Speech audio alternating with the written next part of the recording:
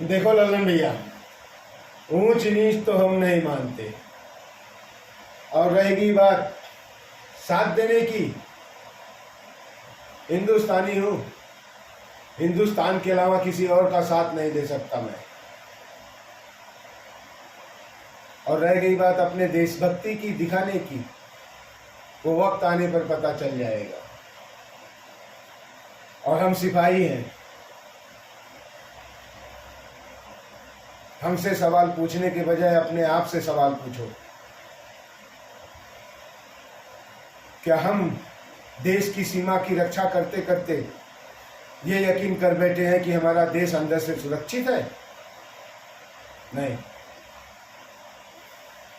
ये सब आप लोगों की कमी है।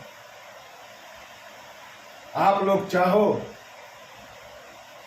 तो देश आपका हमेशा सुरक्षित रह सकता है, अंदर से भी और बाहर से भी। बस हिंदुस्तानी बनने की देरी है, देश के प्रति प्रेम जगाने की देरी है। ये देश बिछड़ा हुआ देश नहीं है, इसे हमने पीछे करके रखा है, हम में से ही कुछ गद्दारों ने।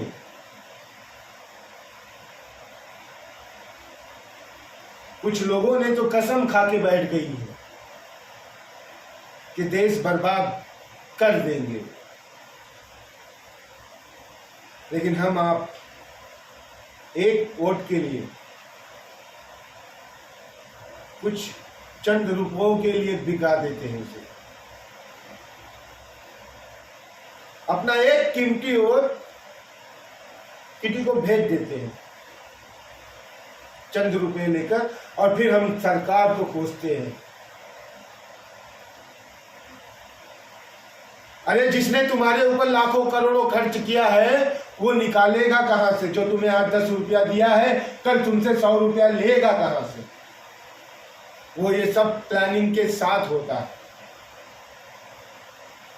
सरकार चुनो, अपने आप को चुनो, लोगों में से चुनो,